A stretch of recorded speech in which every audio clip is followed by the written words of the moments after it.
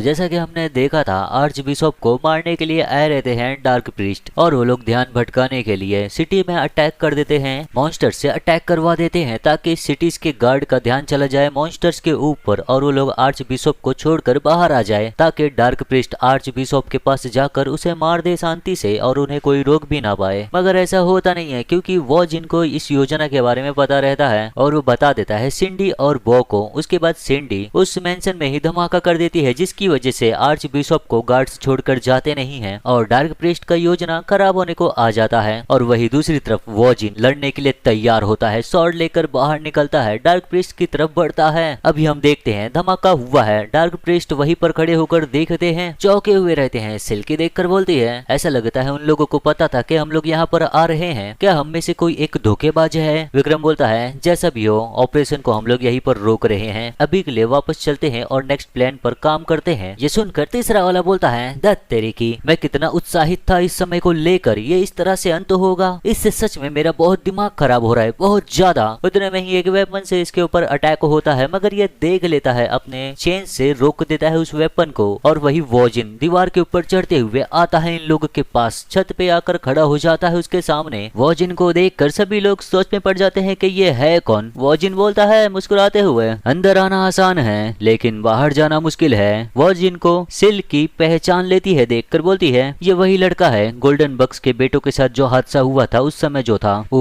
एक मिनट, क्या तू वही है जिसकी वजह से हमारी योजना के बारे में पता चल गया? तू वही है ना? उतने में ही विक्रम और सिल्की को एक दूसरे एनर्जी का सेंस होता है, पीछे मुड़कर देखते हैं और विक्रम के देखते ही बो अटैक कर देता है विक्रम के ऊपर, पंच मारता है उसे मगर विक्रम भी ब्लॉक कर लिया रहता है। बो बोलता है बहुत समय हो गया है मिले हुए। विक्रम उसे देखकर थोड़ा चौंका रहता है, बोलता है तुम बो और वॉजिन दोनों जन एक साथ में खड़े रहते हैं इनसे लड़ने के लिए और सभी डार्क प्रीस्ट इन्हें ही देखते रहते हैं वहीं पर खड़े होकर और आर्च बिशप भी बच जाता है क्योंकि उसके बगल से गार्ड हटते ही नहीं है। जिन पूछता है बो से क्या आप इन लोगों को जानते हो? बो बोलता है हाँ, हमारा बहुत बुरा रिश्ता था, ये है एक विट्रा मॉन्क और साथ में ये है मेरा डिसाइपल। बो के मुंह से ये सुनकर विक्रम भी थोड़ा हैरान रहता है, बोलता है मुंह पर हाथ रखकर हाँ डिसाइपल, क्या तुम अभी भी उसी गई गुजरी यादों में जी रहे हो? चाहे बीते हुए कल में रहो या अभी इस वक्त में, तुम्हें बिल्कुल ही अच्छी तरह से पता होता है कि कैसे लोगों का दिमाग खराब किया जाता है। अपने ऊपर जो कपड़ा लगाया रहता है उसे निकालता है वो और एक मॉन्क का एबिलिटी यूज करता है, इस्तेमाल करता है माइंड आई। जिन देखकर समझ जाता है, सोचता है ये मन की आंखें है जिसे बो ने इस्तेमाल किया था। पहली बार देखने में मुझे यह एहसास नहीं हुआ था लेकिन अब मैं साफ साफ माना सेंस कर सकता हूँ माइंड आई का। क्या उस व्यक्ति के मॉन्स्टर कोर की वजह से ऐसा हुआ है? वो जिन को हाथ दिखाकर रुकाता है, बोलता है जिन मैं बाकी दो को तुम पर छोड़ता हूँ। इतना बोलकर अपने एबिलिटीज का इस्तेमाल करता है और आगे बढ़ जाता है विक्रम के ऊपर अटैक करने के लिए, पंच मारने जाता है और विक्रम भी वही करने के लिए आगे बढ़ जाता है बो की तरफ। दोनों जन का पंच एक दूसरे से टकराता है और बहुत सारा ऊर्जा निकलता है उसमें से ऊर्जा नहीं निकलता है, उनके शरीर से एनर्जी उनका निकलता रहता है। और फिर तीसरा डार्क प्रीस्ट जंप मारा रहता है वॉजिन के ऊपर अटैक करने के लिए, अपने वेपन्स को चारों तरफ घुमाते हुए बोलता है वो हो ये बिल्कुल वही है जो मुझे चाहिए था। सिल्की बोलती है आगे बढ़ते हुए चल देखते हैं तुम लोग कितने काबिल हो। इतना बोलकर अपने मॉन्स्टर कोर का एबिलिटी इस्तेमाल करती है और ट्रांसफॉर्म होने लगती है, ट्रांसफॉर्म हो जाती है एक बीस्ट में और आगे बढ़ती है और उसी के पीछे पीछे उसका साथी भी आगे बढ़ता है वेपन से अटैक करने के लिए। वॉजिन देखकर वहीं पर खड़ा रहता है सोचते हुए ट्रांसफॉर्मेशन का एबिलिटी और इतनी डरावनी ताकत के वो एक भारी मेज को पत्थर की तरह घुमा देता है। अगर बिना तैयारी के इनका सामना होता तो मैं जरूर घबरा जाता था लेकिन अब कोई बात नहीं, उस व्यक्ति के मेमोरीज के जरिए मैं इनकी एबिलिटीज पहले से ही समझ चुका हूँ। फिर भी एक बड़ा प्रॉब्लम अभी बाकी है और वो है हेरेसी इंक्विजिटर। हम देखते हैं इंक्विजिटर को जो चुपके देख रहा है जिनको उसकी ताकत के बारे में पता लगाने के लिए और इसी वजह से जिन अपनी एबिलिटीज का इस्तेमाल नहीं करेगा। डार्क प्रीस्ट चेन में जो मेज रहता है उसको फेंकता है घुमाकर जिन के ऊपर और उसी के पीछे जाती है सिल्की जिन के ऊपर अटैक करने के लिए। दोनों जन साथ में जाते हैं, जिन अपना स्वॉर्ड लेकर वहीं पर खड़ा रहता है मेज के ऊपर अपनी स्वॉर्ड को स्विंग करते हुए यही सोचता है मैं मॉन्स्टर कोर के एबिलिटीज का इस्तेमाल नहीं कर सकता फाइट करने के लिए, ये सच में एक लिमिटेशन है। स्वॉर्ड को मेज से डिफ्लेक्ट करते हुए देखकर वो डार्क प्रीस्ट बोलता है हंसकर ओ उसने मेज को डिफ्लेक्ट कर दिया एक स्वॉर्ड से तो इससे बच नहीं पाएगा, भले ही तू जानता हो कि ये आ रहा है। और सिल्की जाती है अपने क्लॉज से अटैक कर देती है जिन के बगल में और उसके क्लॉज लगते हैं जिन को। उस अटैक की वजह से जिन के शरीर से खून निकल, जिन सोचता है इससे थोड़ा दिक्कत हो सकता है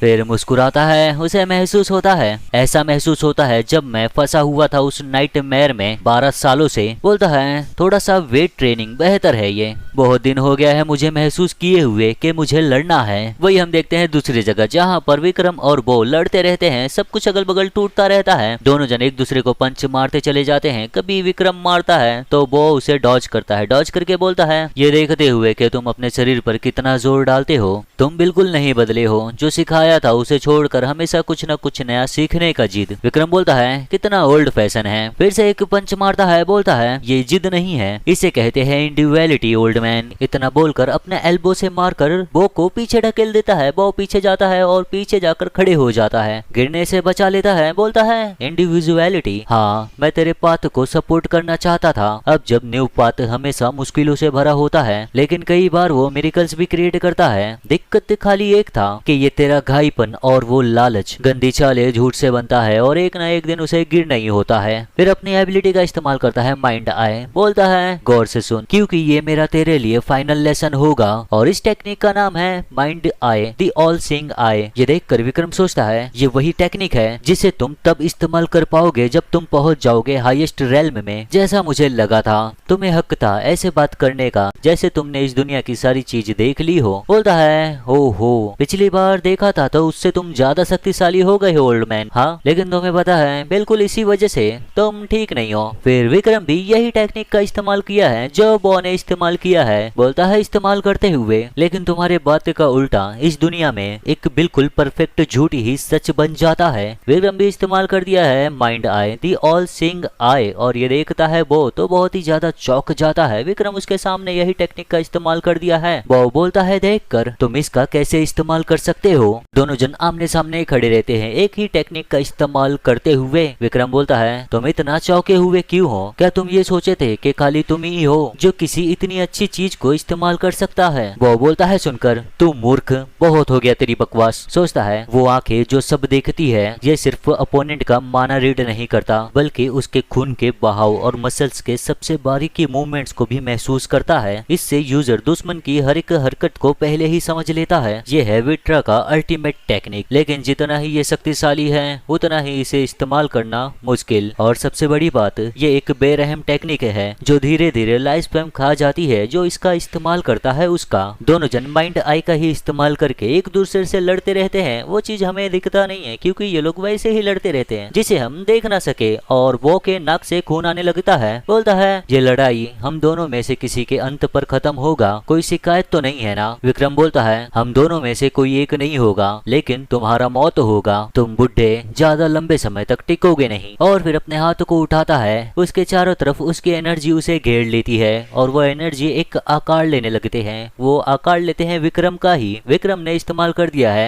माइंड्स आई काउंटडाउन और वो एनर्जी विक्रम का फॉर्म लेकर बढ़ते हैं आगे बो की तरफ, बो के ऊपर अटैक करने के लिए। बो देखकर बोलता है अगर तुम इतनी जिद कर रहे हो तो मेरे पास कुछ और कहने को है नहीं। और बो भी इसी का इस्तेमाल कर देता है। उसका भी एनर्जी उसको चारों तरफ घेरता है और फिर वो एनर्जी बो का रूप लेने लगते हैं। कई सारे बो बन जाते हैं और आगे बढ़ते हैं विक्रम के अटैक को रोकने के लिए और उस पर अटैक करने के लिए। दोनों जन एक दूसरे के सामने वैसे ही खड़े रहते हैं हमारी नजरों में, मगर वो लोग लड़ रहे हैं और अब हम उन्हें देख भी सकते हैं लड़ते हुए। दोनों जन अपने स्पिरिचुअल पावर से लड़ रहे हैं और दोनों जन इस समय बराबरी के टक्कर में हैं। उसके बाद फिर एक हिट होता है विक्रम के ऊपर, उसकी वजह से विक्रम के मुंह से खून निकलता है और बो के मुंह से भी, क्योंकि उसके ऊपर भी एक अटैक होता है। विक्रम बोलता है बो ऐसा लगता है तुम बहुत स्ट्रगल कर रहे हो। बो सोचता है हर सेकंड सैकड़ों टैक्टिकल एक्सचेंज हो रहे हैं, मैं भी पहले जैसा नहीं रहा और उसके मुकाबले वो पिछली बार से काफी ज्यादा शक्तिशाली हो चुका है। लेकिन उसने गलत दुश्मन चुन लिया। मैं वही हूँ जिसने तुझे बचपन से बढ़ते हुए देखा। चाहे मैं इस टेक्निक को ज्यादा देर तक मेंटेन न रख पाऊँ, लेकिन तुझे मुझसे बेहतर कोई नहीं जानता। बोलता है विक्रम तेरी भटकती हुई जिंदगी का सफर ये यहीं पर खत्म होता है। और फिर बो उसके क्लोन्स को मारते मारते अपने क्लोन से विक्रम को चारों तरफ से घेर लेता है। बोलता है ये है चेकमेट। विक्रम थोड़ा घबरा जाता है, नजर घुमाकर अपने चारों तरफ देखता है तो बॉ के क्लोन्स उसके चारों तरफ है। सोचता है ये एक ऐसा अटैक है जिसमें मुझे जबरदस्ती एक स्ट्राइक लेना होगा। अगर ऐसा है तो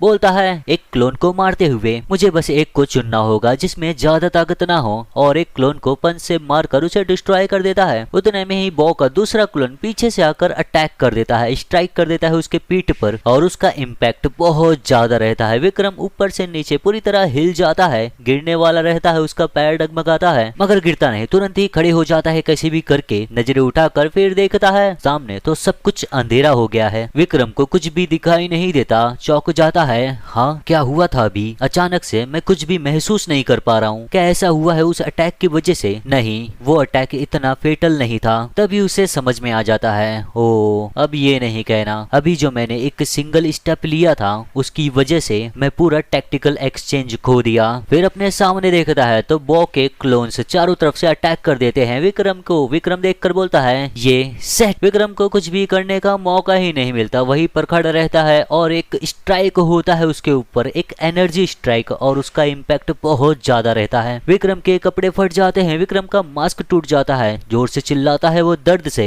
और फिर नीचे गिरने लगता है। वो विक्रम छत के ऊपर गिर जाता है, कुछ भी कर नहीं पाता, अब वो मरने की हालत में आ चुका है। वही गिरे गिरे सोचता है मेरा दिल टूट गया है, वहीं पर गिरा रहता है। तभी बॉ चलकर आता है विक्रम के करीब, वहीं पर खड़े होकर देखता है विक्रम को, फिर कुछ करता नहीं है, विक्रम के बगल में ही बैठ जाता है दूसरी तरफ मुंह करके। यह देख कर विक्रम बोलता है ये तुम क्या कर रही हो? एक पल के लिए बॉ शांत रहता है, फिर बोलता है तू लड़के भले ही हम दुश्मन हो लेकिन एक डिसाइपल पहले जा रहा है उसके मास्टर की जगह, मैं तुझे अलविदा भी नहीं कहूंगा। ये सुनकर विक्रम कुछ भी बोलता नहीं है एक पल के लिए। फिर उसके मन में एक सवाल आता है, पूछता है बॉ वो दिन बहुत ही ज्यादा बेकार था जिस दिन मेरे पेरेंट्स ने मुझे विरिट्रा में छोड़ दिया था और एक बार मुझे मुड़कर भी नहीं देखा था, और उस दिन से आपका एक्नॉलेजमेंट पाने के लिए मेरे पास कोई और रास्ता नहीं था सिवाय पूरी कोशिश करने के। अगर मैं इस जगह पर कुछ काम का नहीं रहा तो मुझे लगा मुझे फिर से छोड़ दिया जाएगा, लेकिन आपने तो मुझे एक बार देखा भी नहीं। क्या तुम उस बेचारे बच्चे को एक बार हौसला देने वाले शब्द भी नहीं कह सकते थे कि मैं अच्छा कर रहा हूँ, कि मैं काफी मेहनत कर रहा हूँ? बॉ एक पल के लिए शांत रहता है, सुनता रहता है, बोलता है मुझे सब कुछ पता था, सुबह होने से पहले ही जाग जाना हर दिन शक्तिशाली होने के लिए। मैंने तुम्हें देखा था ट्रेनिंग करते हुए, यहाँ तक के स्पार करते हुए भी उन सीनियर्स के साथ जो तुमसे ज्यादा शक्तिशाली थे। मैं देखता था कैसे तुम हार नहीं मानते थे। हालांकि फिर नजरें घुमाकर देखता है विक्रम को तो विक्रम वैसे ही पड़ा हुआ रहता है, शायद अब ये मर चुका है, मगर फिर भी बोलता है बॉ अब जब तुम्हें यही यकीन था कि शक्तिशाली होना ही जरूरी है तो मैं बस कुछ रिएक्ट नहीं किया। तू पागल लड़के, इसमें कोई शक नहीं है, तू मेरा सबसे प्यारा डिसाइपल था। यही बोलकर वहीं पर बैठा रहता है विक्रम के बगल में। और अब हम देखते हैं उस मेंशन को जिसमें आर्च बिशॉप था, उसमें जो आग लगा हुआ था उसे बुझा दिया गया है। और अब हम देखते हैं सिल्की को और दूसरे डार्क प्रिस्ट को। सिल्की को दिखता है एक एबिलिटी जो जिन इस्तेमाल कर रहा है, देखकर बोलती है ये इनोच का फायर मैजिक, और जिन ने इस्तेमाल किया है इनोच का फायर मैजिक जिसे ये मारा था और कंज्यूम किया था उसका मॉन्स्टर कोर। दूसरा डार्क प्रिस्ट अपने मेज से अटैक कर दिया रहता है, मगर जिन उस फ्लेम का इस्तेमाल करता है उस मेज को वहीं पर रोक देता है। रोकने के बाद उसे डिफ्लेक्ट कर देता है पीछे, और उतने में ही सिल्की आती है अपने क्लॉथ से अटैक करने के लिए, मगर जिनको पता है वो देखता है अपने स्वॉर्ड को स्विंग कर देता है और सिल्की के अटैक से बच जाता है। ये सब कुछ देखता रहता है वो इनक्यूसिटर, देखकर यही सोचता है सेकंड सर्कल मैजिक, माना आर्ट्स, जिनके ऊपर जो मेरा शक था कि वो एक डार्क प्रिस्ट है, वो सब बेकार है, वो सब कुछ गलत था। और जिनको पता है कि जिन क्या कर रहा है उसे देखकर मुस्कुराता है, मैंने ऐसा कर दिया जिससे इनक्यूसिटर खुद के ऊपर ही डाउट कर रहा है। फायर मैजिक ये एक ऐसा पावर है जिसे मैंने पाया था मॉन्स्टर कोर खाने के बाद, लेकिन ये एक ऐसा एबिलिटी है जिसे ह्यूमंस भी इस्तेमाल कर सकते हैं, तो अब क्यों ना इसी एबिलिटी का इस्तेमाल करके इन्हें थोड़ा मारा जाए। और फायर का ही इस्तेमाल करता रहता है, और इस एबिलिटी को देखकर जो डार्क प्रिस्ट अटैक करता है वो हंसने लगता है जोर जोर से, उसे बहुत हंसी आ जाती है। बोलता है वो क्या, किस चीज की वजह से तू इतना घमंड दिखा रहा है? ये नहीं सोचना कि वो तेरा बेकार सा ट्रिक वो इस लड़ाई को तेरी जीत में तब्दील कर देगा। यही सोचकर अपने मेज को फेंक देता है, जिन के ऊपर वो मेज जाता है। मेज के पीछे पीछे जाती है सिल्की भी अटैक करने के लिए, और जिन फ्लेम का इस्तेमाल करता है मेज के ऊपर उसे रोकने के लिए, और स्वॉर्ड को एक हाथ से पकड़ा रहता है। फिर मेज को फायर मैजिक से डिफ्लेक्ट कर देता है अपने पीछे की तरफ, और स्वॉर्ड में माना इन्फ्यूज किया रहता है। उस डार्क प्रिस्ट की बातें सुनकर हंसकर बोलता है जिन, अबे तू पागल, भले ही ये एक ऐसा एबिलिटी है जो इतना इतना दिखता ना हो, लेकिन सब कुछ उसके ऊपर निर्भर करता है जो इसे इस्तेमाल कर रहा है। इतना बोलता ही उतने में ही सिल्की फिर से अपने क्लॉथ से अटैक कर देती है और वॉजिन भी स्वॉर्ड को स्विंग कर देता है उसके ऊपर। एक स्विंग करता है, उसके बाद दोबारा स्विंग करने जाता है, अपनी थोड़ी रफ्तार बढ़ाता है और उसी की वजह से सिल्की के मुंह के बगल में स्वॉर्ड कट आता है। एक सिल्की चौंक जाती है, यही सोचती है इसका रिएक्शन स्पीड बदल गया है। जिन मुस्कुराते हुए सोचता है एक हैवी मेज और शार्प क्लॉज, एक सिंगल सा हिट मेरी जिंदगी को खतरे में डाल सकता है। हालांकि बस मैं एक ओपनिंग क्रिएट कर दूं तो मैं काउंटर अटैक कर सकता हूं। डार्क प्रिस्ट अपने मेज से फिर से अटैक कर दिया रहता है और जिन उस फ्लेम से उसे रोकता है, डिफ्लेक्ट कर देता है और वैसे ही स्वॉर्ड को भी स्विंग कर देता है क्योंकि सिल्की अटैक कर दी रहती है। जिन का अटैक देखकर उसके स्वॉर्ड से बचने के लिए पीछे हो जाती है, फिर अपने साथी को बोलती है, दूसरे डार्क प्रिस्ट को, ये मेरे बहुत ही ज्यादा करीब आ रहा है, मुझे स्पीड बढ़ाना होगा। वो डार्क प्रिस्ट सुनकर बोलता है ठीक है, फिर उस मेज को और भी रफ्तार से फेंकता है और भी दम लगाकर और वो मेज जाता है जिन की तरफ। जिन वहीं पर खड़ा रहता है देखते हुए और दोनों के आने का इंतजार करता है। वहीं पर खड़े होकर उस मेज के पीछे रहती है सिल्की पीछे से अटैक करने के लिए और जिन अटैक करने के लिए तैयार है, मुस्कुराता रहता है और मुस्कुराते ही स्वॉर्ड को स्विंग कर देता है और ये स्लैश उस मेज को भी बीच में से काट देती है और सिल्की के गले में भी ये स्लैश लगता है, उसके गले से खून निकलता है और वो कुछ कर नहीं पाती इस अटैक से बचने के लिए। सिल्की दर्द से चिल्लाती है और सिल्की को नीचे गिरते हुए देख वो डार्क प्रिस्ट चिल्लाता है सिल्की। जिन मुस्कुराते हुए कहता है क्या तूने ये सोचा था वो मेज सच में काफी होगा तेरे लिए? तू बेवकूफ। अपना कदम बढ़ाता है, भागते हुए अटैक करते हुए बोलता है आयरन हमेशा वीक होता है हीट के सामने। और वो डार्क प्रिस्ट जिनको अपने करीब आते हुए देखता है तो बहुत ही ज्यादा डर जाता है। वो ये विक्रम और सिल्की भी, ये दोनों ही मर चुके हैं, मुझे डर लग रहा है, मुझे बहुत ही ज्यादा डर लग रहा है। यही सोचकर पीछे होता है, फिर घूमता है और फिर ऊपर से ही कूद जाता है नीचे। यही बोलता है मैं यहाँ से जिंदा जाऊंगा।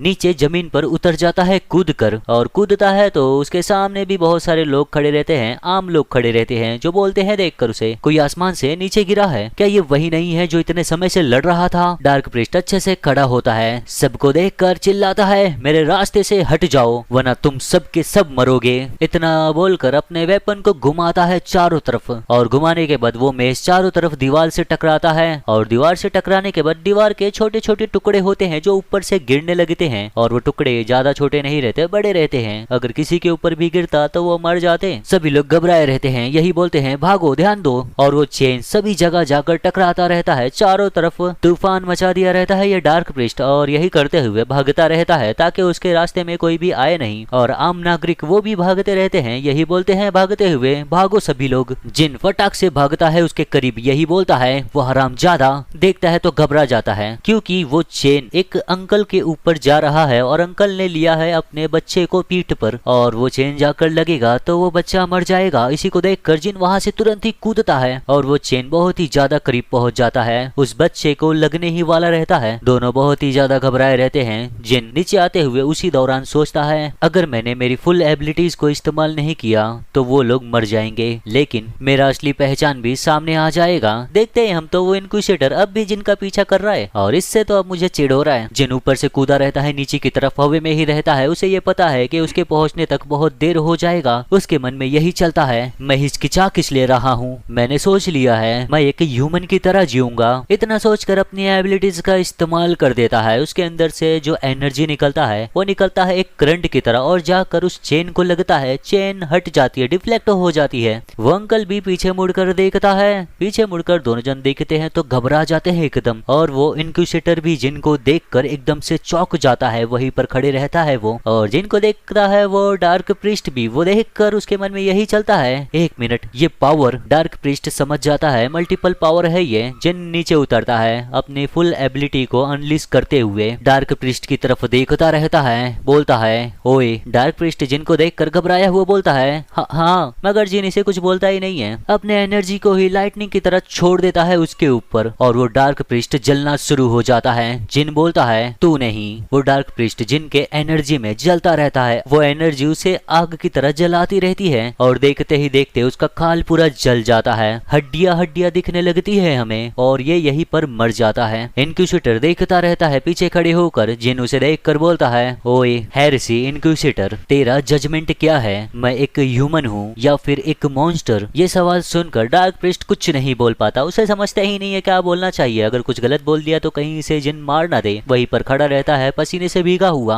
अब हम देखते हैं कुछ समय के बाद, मेरा मतलब अगले दिन हम देखते हैं जहाँ पर वो जिन है और उसके साथ में बो और उसके साथ में सिंडी और बाहर गार्ड्स भी तैनात रहते हैं। जिन बैठा आखिर में यहाँ तक बात पहुँच कैसे गई। जिन बोलता है ओ खैर मुझे मेरे स्किल्स को इस्तेमाल करना ही पड़ गया और वो हैरिसन इंक्विजिटर मुझे पकड़ लिया। ये सुनकर बो बोलता है तू बेवकूफ, मैंने तुझे सतर्क रहने कहा था। आखिर में तू उस समय सोच क्या रहा था? मैंने कहा था उस राज को छुपाए रखने के लिए, हम सभी के लिए जिंदगी और मौत का मामला था। आखिर में तुमने ऐसा किया क्यों? जिन बोलता है मुझे माफ कर दो, खैर फिर भी मैंने उन लोगों को तो बचा लिया और मैं अब भी जिंदा हूँ है ना, तो शायद से किसी न किसी तरह सब कुछ ठीक हो जाएगा। बहुत चिढ़कर गुस्से में बोलता है तू पागल कमीने, किसी न किसी तरह ठीक हो जाएगा, कुछ भी चीजें मैजिक से सब कुछ ऐसे ही ठीक नहीं हो जाती। फिर सिंडी बोलती है बस बहुत हो गया, अभी गुस्सा होने से चीजें कुछ भी सुलझेंगी नहीं। अगर ऐसा अभी हुआ भी नहीं होता तो एक न एक दिन तो होना ही था, क्योंकि कोई वॉजिन की तरह हमेशा के लिए तो छुप कर नहीं रह सकता, फिर चाहे कितना भी तुम कोशिश करो उसे छुपाने का। बहुत सुनकर बोलता है क्या तुम ये कहने की कोशिश कर रही हो कि एक न एक दिन इसे मरना ही था?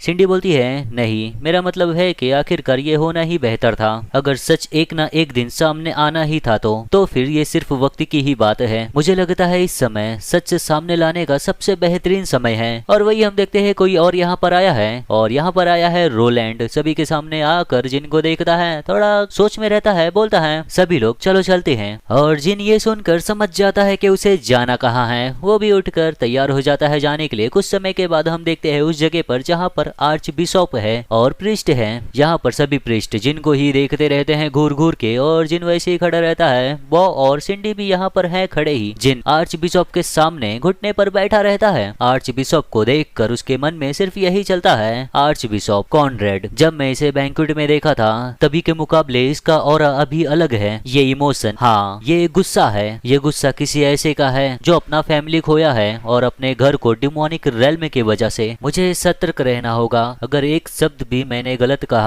तो वो लोग मुझे मारने की कोशिश करेंगे, और अगर ऐसा समय आता है तो फिर क्या होगा ये तो पता ही है। कॉनरेड बोलता है जिन से मैं ज्यादा लंबी बातें नहीं करूंगा, क्या तुम एक डार्क प्रीस्ट हो? ये सुनकर जिन सोचता है ये सीधा मुद्दे पर आया, बोलता है मैं नहीं हूँ। कॉनरेड बोलता है तो तुम कैसे कर्मा के पावर्स को इस्तेमाल कर सकते हो? जिन बोलता है बहुत लंबे समय पहले मैं डिमोनिक रेल्म में भटक रहा था और उस दौरान मैं भूखा था। मैंने एक बीस्ट को देखा मॉन्स्टर के कोर को खाते हुए, तो मैंने भी उसके जैसा ही किया और मैं भी खाया। ये सुनकर बाकी के प्रीस्ट चिढ़ जाते हैं, चिल्लाकर बोलते हैं अपना मुंह बंद कर तू कमीने। यहाँ तक के बच्चे भी जानते हैं कि मॉन्स्टर के कोर बहुत खतरनाक होते हैं, तू हिम्मत भी कैसे कर रहा है ऑर्डर अलायंस पर हंसने का? आर्च बिशप ये अपने मुंह से खुद ही माना है कि ये मॉन्स्टर के कोर को खाता है, हमें तुरंत ही इसका सर उड़ा देना चाहिए। ये सब सुनकर जिन सोचता है ये लोग सच में इतना घाई कर रहे हैं मुझे मारने के लिए जैसा मुझे लगा था। आर्च बिशप का प्रतिक्रिया क्या होगा देखता है तो आर्च बिशप थोड़ा शांत दिखता है। वो सोचता है उसके चेहरे का एक्सप्रेशन अचानक से सोच में डूबा हुआ लगने लगा, क्या ये मेरी बात पर यकीन कर रहा है? खैर अगर उसने शुरू से ही मुझे मारने का इरादा बनाया होता तो मुझे यहाँ बुलाने की जगह सीधा एग्जीक्यूशन ग्राउंड में भेज देता था। अगर मैंने यहाँ चाल सही से खेला तो मुझे जरूर एक मौका मिलेगा। यही सब सोचता रहता है। उतने में आर्च बिशप अपना हाथ उठाकर किसी को अंदर बुलाता है। जिन देखता है मुड़कर तो दरवाजा खुलता है और उस दरवाजे से जो आता है जिन उसे अच्छे से जानता है। देखकर उसे पता चल जाता है, सोचता है ये दी हायरसेन इनक्विजिटर, ऐसा हो ही नहीं सकता कि इस कमीने के मुंह से कुछ अच्छे शब्द निकले। इनक्विजिटर भी अंदर घुसते ही देखता है जिन को, जिन भी उसे ही देखता रहता है। फिर इनक्विजिटर आगे बढ़ता है, बोलता है मैं कसम खाता हूँ ईए के सामने दी गॉड ऑफ हार्मनी मैं सच के सिवा कुछ नहीं कहूंगा। आर्च बिशप बोलता है ठीक है बोलो। इनक्विजिटर बोलना शुरू करता है ये सच है कि ये व्यक्ति मॉन्स्टर के पावर को इस्तेमाल करता है। जिन वैसे ही बैठा रहता है। इनक्विजिटर बोलता है और ऐसी पावर से ऑर्डर अलायंस को बहुत बड़ा खतरा है, और ऑर्डर अलायंस के लॉ के हिसाब से मेरा मानना ये है कि ये मौत के लायक है। ये सब सुनकर जिन बहुत ही ज्यादा चिढ़ जाता है, सोचता है ये हरामजादा बस वही बुरी चीजें ही पकड़ रहा है। फिर इनक्विजिटर बोलता है हालांकि। आर्च बिशप ये सुनकर पूछता है हालांकि क्या? इनक्विजिटर बोलता है ऐसा लगता है ये व्यक्ति अभी भी एक ह्यूमन है। और ये सुनते ही सभी के मन में सवाल उठने लगते हैं कि ये क्या बोल रहा है। इनक्विजिटर बोलता है ये व्यक्ति फर्स्ट एक्सपीडिशन में हिस्सा लिया था और सबसे ज्यादा इसी ने अपना योगदान दिया था, यहाँ तक कि ये जानते हुए हुए कि इसका असली पहचान सामने आ सकता है, फिर भी इसने अपनी पावर्स का इस्तेमाल किया लोगों को बचाने के लिए। इससे भी ज्यादा ये देखते हुए कि ये अब भी मैजिक इस्तेमाल कर सकता है और माना आर्ट्स को, मुझे यकीन है कि ये व्यक्ति अभी भी एक ह्यूमन है। और ये सुनकर दूसरे प्रीस्ट चिढ़ जाते हैं, बोलते हैं वो पागल कमीना, आखिर में तू ये क्या बकवास कर रहा है? तूने कुछ घूस लिया होगा और तू खुद को कहता है एक इनक्विजिटर। ये सुनकर इनक्विजिटर गुस्से में उसे देखकर बोलता है चुप हो जा, मैं बस ईमानदारी से अपना ड्यूटी कर रहा हूँ, ना ही मैं कुछ लिया हूँ और ना ही मैं कुछ बुरा काम कर रहा हूँ। और उतने में ही बॉ बोलता है आर्च बिशप बॉ को देखता है। बॉ बोलता है पहली बात तो मैं माफी मांगना चाहूंगा ऑर्डर अलायंस से जो मैंने उन्हें धोखा दिया इस वजह से। हालांकि मुझे यकीन है ये मर्सनरी जिस पावर को पोजेस करता है वो हमारे लिए एक बहुत बड़ा ताकत साबित हो सकता है। ये सुनकर फिर से प्रीस्ट चिल्लाने लगते हैं हमारे लिए बहुत बड़ी ताकत मेरी जूती, मुद्दे को बदलने की कोशिश मत करो एल्डर। अगर आपको सच में ऐसा लगता था कि इसकी पावर्स ऑर्डर अलायंस के लिए फायदा कुछ करेगी तो आप हमें शुरू से ही रिपोर्ट कर दिए होते, तो आपने छुपाया क्यों इसे? क्या ऐसा इसलिए नहीं क्योंकि तुम्हें लगा कुछ तो गड़बड़ है, यहाँ पे कुछ भी हो सकता है अजीब सा? फिर बॉ बोलता है हाँ एक बात तो मुझे खटक रहा था, लेकिन तुम सब लोग बस उसकी बातों के कुछ शब्दों को लेकर पकड़ कर बैठे हो और पूरे कॉन्टेक्स्ट को नजरअंदाज कर रहे हो। शुरुआत और अंजाम का हिस्सा काट देते हो और फिर चीखने लगते हो इसे एग्जीक्यूट कर दो। और ये सब सुनकर उनका मुंह बंद हो जाता है, कुछ बोल नहीं पाते। उतने में ही आर्च बिशप बोलता है बस बहुत हो गया, और फिर सभी के सभी शांत हो जाते हैं। आर्च बिशप बोलता है और अब कोई हंगामा बर्दाश्त नहीं किया जाएगा, सवाल भी मैं ही पूछूंगा और फैसला भी मैं ही सुनाऊंगा। सभी लोग शांत हो जाते हैं, यही बोलते हैं ठीक है आर्च बिशप। फिर आर्च बिशप जिन से पूछता है क्या तुमने ये कहा था कि तुम्हारा नाम किम वॉजिन है? जिन बोलता है हाँ बिल्कुल सही। आर्च बिशप बोलता है किम वॉजिन, तुम्हें क्या लगता है तुम कितने शक्तिशाली हो? जिन सुनकर सोचता है ये सवाल कुछ अनएक्सपेक्टेड था। बोलता है मुझे पता है कि ये हालात कुछ ऐसा है जिसमें मुझे अच्छे से बात करना चाहिए, लेकिन मैं झूठ भी नहीं बोलना चाहता। आर्च बिशप को देखकर मुस्कुरा कर कहता है मुझे लगता है मैं काफी काम का हूँ। ये सुनकर आर्च बिशप भी मुस्कुराता है, बोलता है काफी काम का, हाँ बढ़िया, मैंने मेरा फैसला ले लिया है। फिर बोलता है चिल्लाकर मर्सनरी किम वॉजिन, इसमें कोई शक नहीं है कि तुम अकेले ही बहुत बड़े खतरे हो। हालांकि इन सभी को ध्यान में रखते हुए कि तुमने जो कुछ भी अभी किया है ये ठीक नहीं होगा कि तुम पर टैग लग जाए एक डार्क प्रीस्ट होने का। इसलिए आर्च बिशप कॉन्ड्रेड के नाम पर मैं ये इशू कमांड करता हूँ, मर्सनरी किम वॉजिन ज्वाइन करो सेकंड एक्सपेडिशनरी फोर्स और फोर फ्रंट पे फाइट करो, ये साबित करो कि तुम जस्टिस की तरफ हो। और वॉजिन को बिल्कुल भी नहीं लगा था कि ये कुछ ऐसा बोल देगा। सोचता है second expeditionary force, first expedition अभी अभी तो खत्म हुआ था और सेकंड शुरू भी हो गया, इसमें कुछ तो अजीब है ना? तभी दरवाजा खोलकर यहाँ पर कोई और आता है और ये है ड्यूक एडविन रिवेंटोर। और अब हम देखते हैं कुछ समय के बाद जब जिनको यहाँ से भेज दिया जाता है बॉ के साथ रहता है वो। बॉ बताता है जब अदरवर्ल्डली गेट खुला तब नॉर्थ के किंगडम एक के बाद एक गिरने लगे और उनकी तबाही के सामने आखिरी दीवार बनकर खड़े थे वाइकिंग्स। लेकिन धीरे धीरे उनके बचने के सारे रास्ते खत्म होते गए। आखिरकार उनके पास ऑर्डर अलायंस को अपनी बेशुमार दौलत और पूरी फौज सौंपने के अलावा कोई और रास्ता नहीं बचा। और वक्त के साथ जो किंग कभी पूरे कॉन्टिनेंट पर हुकूमत करता था इस दौर में सिर्फ ड्यूक की एक खाली उपाधि तक सीमित रह गया। लेकिन हाल ही में 5 किंगडम्स के वो लैंड जिन्हें कभी वापस पाना नामुमकिन माना जाता था एक बार फिर उम्मीद की किरण दिखने लगी है। और इसका वजह है ऑर्डर अलायंस का नॉर्थ एक्सपेडिशन पॉलिसी। इसी वजह से गिरे हुए रेवेंटर किंगडम के वंशज ड्यूक एडविन ने अपना छुपा हुआ एम्बिशन दिखाना शुरू कर दिया। जिन ये सब सुनकर बोलता है उसका छुपा हुआ एम्बिशन, क्या आप ये कहना चाहते हो कि वो उन लैंड को दोबारा हासिल करना चाहता है? बॉ बोलता है बिल्कुल, उस दिन अपनी जान की भीख मांगने के बाद से ही अब वो फिर से किंग खेलना चाहता है। वो पूरी तरह पागल हो गया है। सबसे मजेदार बात यह है कि ड्यूक एडविन भी खुद अच्छी तरह से जानता है कि उसका उस लैंड पर हक जताने का कोई अधिकार नहीं है। उसने अपने घराने की सारी दौलत लगा दी ताकि सेकंड एक्सपीडिशनरी फोर्स को आगे बढ़ाया जा सके। अगर यह एक्सपीडिशन कामयाब हो जाता है तो उसके पास उस लैंड पर एक दावा रखने का बहाना मिल जाएगा। लेकिन असली प्रॉब्लम ये है कि उनका मिलिट्री स्ट्रेंथ बहुत कमजोर है और क्योंकि ये पूरा एक्सपीडिशन एडविन के एम्बिशन की वजह से जल्दबाजी में तैयार किया गया है, सेकंड एक्सपीडिशनरी फोर्स में शामिल होने वाले बहुत से लोग अपनी जान गंवा देंगे। ये सब सुनकर जिन सोचता है तो बात कुछ ऐसा है। हाँ सच कहूँ तो ये सुनकर दिल थोड़ा सा भारी हो गया, लेकिन अगर ध्यान से सोचूं तो ये मेरे लिए एक मौका भी है और उन्हें इतनी जबरदस्त ताकत का जरूरत नहीं होता तो वो मुझे कब का मार चुके होते। बस मुझे इस मिशन को कामयाब बनाना है, फिर मुझे मॉन्स्टर कोर का पावर छुपाने का जरूरत नहीं है और आजादी पाने का मौका भी मिल जाएगा। क्या सेकंड एक्सपीडिशनरी फोर्स वाकई ही इतना खतरनाक है? शायद था, लेकिन अब नहीं, क्योंकि अब मैं भी इसमें शामिल हूँ, बोलता है मुस्कुराकर। तो चलो सेकंड एक्सपीडिशनरी फोर्स में। ये सुनकर बॉब बोलता है, तुम्हें बिल्कुल भी चिंता नहीं है, लेकिन मुझे लगा था कि तुम ऐसे ही कुछ कहोगे। फिर कपड़े से कुछ निकालते हुए कहता है, ध्यान से सुनो, यहाँ तक कि तुम्हारे लिए भी ये एक्सपीडिशन इतना आसान नहीं होगा। मुझे आशा है ये थोड़ा काम आ सके तुम्हारे। निकाल कर दिखाता है तो जिन चौंक जाता है, बोलता है ये डार्क प्रिस्ट के मॉन्स्टर कोर, और बॉ ने उन डार्क प्रिस्ट का मॉन्स्टर कोर लाकर रख दिया है जिनकी आंखों के सामने। देता है उसे जिन कोर को लेकर बोलता है, आखिर में आप इसे कहाँ से पा गए? बॉ बोलता है, खैर। फिर यहाँ पर आ जाती है सिंडी। जिन और बॉ देखते हैं। बॉ बोलता है, हमने थोड़ा बहुत सिंडी का नाम इस्तेमाल किया। सिंडी बोलती है,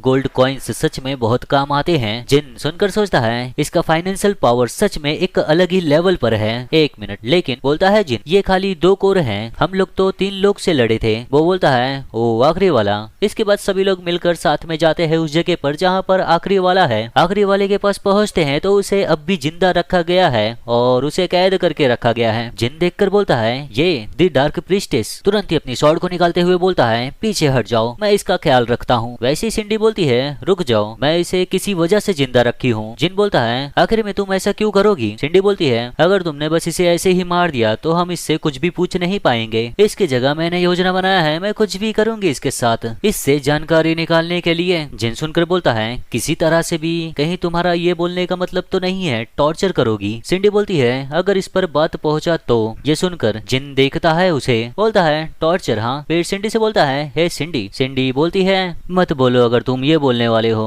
कि इतना जुल्म ना करूं या कुछ ऐसा। जिन बोलता है, नहीं ये नहीं, अगर ये टॉर्चर के दौरान मर जाती है तो इसके कोर को क्या होगा? सिंडी कुछ बोलती नहीं है। जिन ही बोलता है, अगर तुम्हें कोई दिक्कत ना हो तो क्या मैं ले सकता हूँ? सिंडी समझ जाती है, बोलती है, ओ मैं संभाल कर रखूंगी और तुम्हें दे दूंगी वो जिन। अब हम देखते हैं कुछ समय के बाद वो जिन बाहर आया रहता है सिटी से, जंगलों में घूमता रहता है। आगे चलते चलते सोचता है, कोर्स गोल्डन बग एबोमिनेशन और एनॉक का। अब जब ये कोर ह्यूमंस का है, अब जब ये कोर उनका है जो पहले ह्यूमंस थे, तो मुझे बहुत अच्छा उम्मीद लग रहा है कि मुझे कुछ काम का एबिलिटी मिलेगा इनसे। हालांकि उनके अंदर से बहुत सारा मेमोरी एब्जॉर्व हो जाता है, तो इसकी वजह से दिमाग पे बहुत जोर पड़ता है। मतलब अगर मैं एक बार में कई सारे खाता हूँ तो मैं मेरे खुद के सेंसेस को खो दूंगा। क्या अभी के लिए सिर्फ एक खाऊं और बाकी को बचा लूं बाद के लिए? तभी उसे कुछ तो आवाज आता है झाड़ियों से। सोचता है, नहीं, इसकी जगह बुलाता है फिर रैक, और वैसे ही रैक कूद कर आ जाता है वो जिन के सामने। जिन उसे देखकर सोचता है, क्या मैं वो कोर इसे खिला कर देखूं? फिर रैक को सहलाते हुए बोलता है, तू छुप कर आया,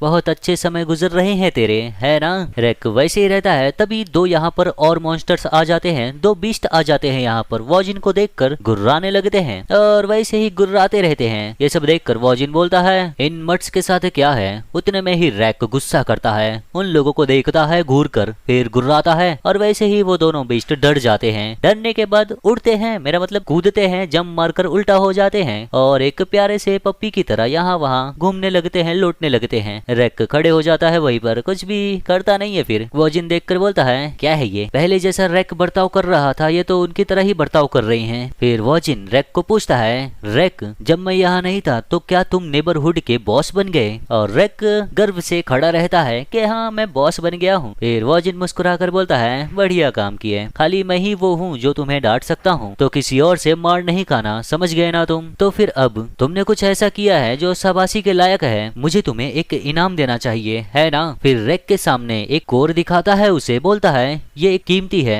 तो ये पक्का करना तुम अच्छे से इसे एब्जॉर्व करो, समझ गए? उसके बाद रैक उस कोर को खाता है और खाते ही उसको कुछ तो महसूस होता है, उसके अंदर से एनर्जी निकलने लगता है। जिन देखकर बोलता है, क्या क्या है ये? कैसा महसूस हो रहा है तुम्हें? रैक चिल्लाता है। उसके बाद उसका आकार बड़ा होने लगता है और फिर जोर से दहाड़ता है, उसकी आवाज गूंजता है चारों तरफ और सभी पंछियां उड़ने लगते हैं। और रैक के साथ जो बीस्ट आए रहते हैं वो देखकर घबरा जाते हैं। रैक को देखकर ही वॉजिन देखकर मुस्कुराकर बोलता है, वाओ तू पागल हो गया है, तू कमीने, तू सच में बहुत बड़ा हो गया। और अब रैक का आकार बहुत ज्यादा बड़ा हो गया है कोर खाने की वजह से। तो दोस्तों ये चैप्टर यहीं पर खत्म होता है। ये टोटल थे 5 चैप्टर और ठीक ठाक था, अच्छा ही था चैप्टर, लेकिन फिर भी ऐसा अंदर से महसूस होता है किसी चीज का कमी है थोड़ा सा, बाकी अच्छा ही है। तो चलो वीडियो पसंद आया हो तो लाइक करो, कमेंट करो और शेयर करो। मिलते हैं अगली वीडियो में।